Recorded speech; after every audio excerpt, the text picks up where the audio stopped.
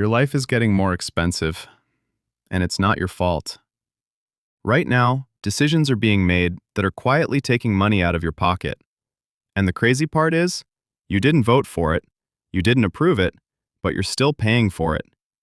Every time a war starts, you don't see bombs, you see your rent going up, groceries getting more expensive, and gas prices slowly draining your wallet. Most people never connect those dots. But here's the part no one really tells you. The government doesn't just pay for war. They make you pay for it, without ever sending you a bill. Not through obvious taxes, but through inflation, debt, and rising costs that slowly eat away at your money. This isn't some theory. This is exactly how modern economies work. And yeah, nobody wakes up and says, "Nice, there's a war.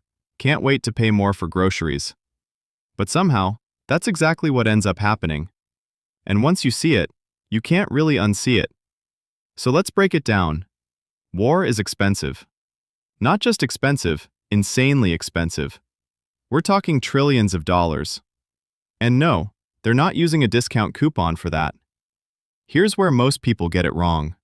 They think the government already has this money. It doesn't. Every dollar spent on war has to come from somewhere. And that creates something called opportunity cost. If money goes into war, it doesn't go into things that actually make your life easier. Housing support, infrastructure, healthcare, the stuff that actually lowers your cost of living. So even if you're nowhere near the war, you're still paying for it, just not in a way that's obvious.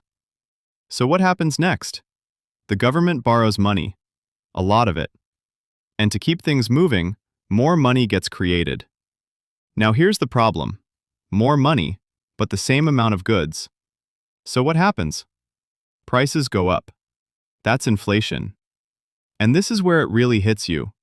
Your salary might go up a little, but your expenses go up faster. So in reality, you're getting poorer. You've probably felt this. You get a raise, and for a moment, it feels great. Then rent hits. Groceries hit. Gas hits.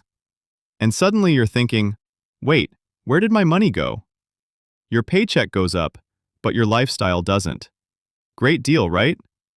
Yeah, that's not bad luck.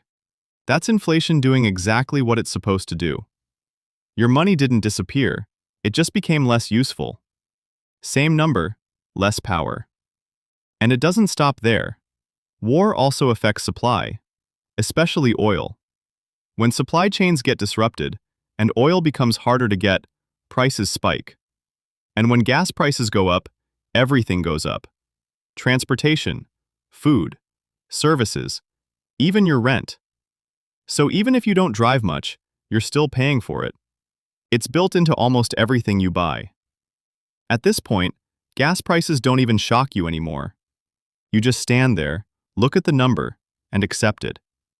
Now here's something most people don't connect. When inflation rises, central banks raise interest rates. They're trying to slow things down. But that creates another problem. Higher interest rates make buying a house way more expensive. So fewer people can afford to buy, which means more people are pushed into renting. And when more people are renting, demand goes up. And when demand goes up, rent explodes. And let's be honest, you can cut back on a lot of things, but you can't just stop paying rent. So when rent increases, it hits hard. And here's the part people really don't think about. All this spending, it doesn't just disappear. It turns into debt. Massive national debt. And that debt has to be paid back somehow, either through higher taxes in the future or more inflation. This debt isn't going anywhere. It's just waiting. Which means one thing. You're either paying now or you're paying later. Let's make this real for a second. Imagine someone earning $4,000 a month. Sounds decent, right? But then, $2,000 goes to rent, $600 to groceries, $300 to gas, $400 to everything else. And just like that, they're not building wealth. They're just surviving. And that's the system. War spending leads to inflation. Inflation increases costs. And those costs increase pressure on your life. And most people just think, Everything's getting expensive. They never stop to ask why. Now here's the important part. This is where most people say, okay, so what do I actually do? If you think this is bad, wait until you see how to protect yourself. Because in the next video, I'll break down exactly how to position your money during times like this. So inflation doesn't destroy you, it actually starts working for you.